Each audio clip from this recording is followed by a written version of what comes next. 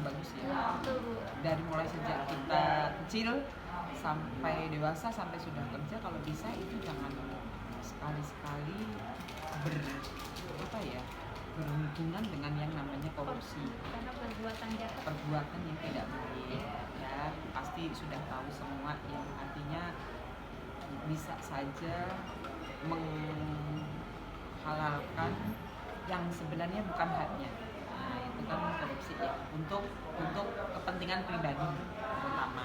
Nah, bagaimana caranya biar kita sejak dini itu menerapkan budaya korupsi itu jangan sampai, ya ini mungkin dari keluarga kita biasakan untuk segala sesuatu itu terbuka, transparan, apalagi di lingkungan kerja ya.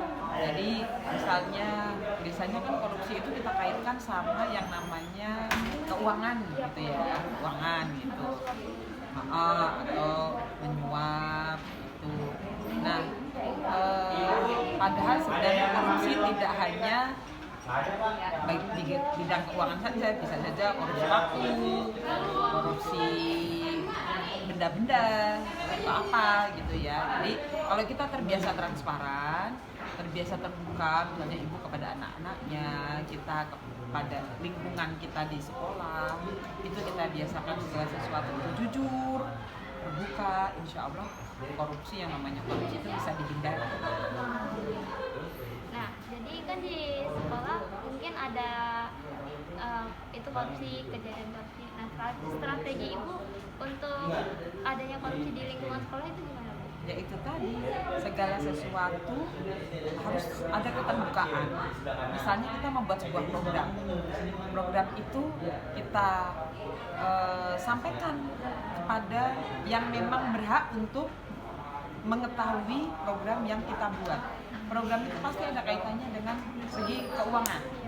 Nah, dari situ kita sampaikan programnya seperti ini, penggunaan dananya seperti ini, setelah itu ada pertanggungjawaban sesuai nggak dengan kenyataan gitu loh, penggunaan keuangannya sesuai nggak dengan kenyataan. Nah, kalau misalnya tidak sesuai, maka harus ditanyakan, nah kenapa ini tidak sesuai, nah jangan-jangan dipakai atau apa, itu kan bisa saja terjadi ya. Tetapi kalau di lingkungan sekolah memang biasanya segala sesuatu itu, kalau misalnya keuangan kayak SPP siswa, itu kan kita sampaikan pertanggungjawabannya kepada orang tua gitu. Jadi orang tua tahu, oh dipakainya buat kegiatan sekolah nih, buat kegiatan anak-anak nih, buat beli mungkin perlengkapan yang kurang nih, nah, seperti itu.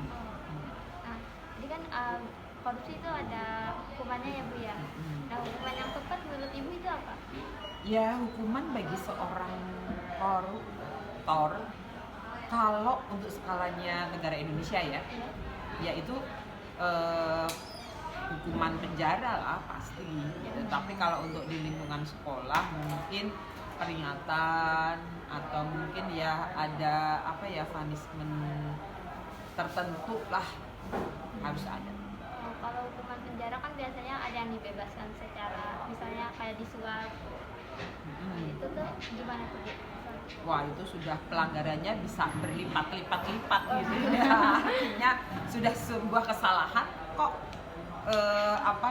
ada kesalahan yang lain kok malah nyuap biar keluar, biar ini. Nah, ya, wah itu benar-benar itu kalau dia sebagai abdi negara tentu saja itu contoh yang sangat tidak bagus ya. Jangan mentang-mentang punya uang terus apapun bisa dia beli gitu loh. Nah, itu yang sangat berbahaya. Maka orang-orang semacam itu akan membahayakan kalau dia menjadi seorang pemimpin. Aduh. Nah, tadi kan anti korupsi sudah ya, Bu ya. Nah, ini saya mau wawancara tentang karakter sekolah di SMA. Jadi metode atau model pengajaran pendidikan di kelas ini gimana tuh, Bu? Iya, Ibu itu kan sudah pengalaman mengajar itu 25 tahun. Jadi dari kurikulum 2006, 2013, sekarang kurikulum Merdeka itu sebenarnya perkembangannya sangat pesat gitu ya, mengenai metode pembelajaran ya. Kalau dulu kan hanya ceramah, tanya jawab, mungkin gitu ya. Kalau sekarang kan sudah project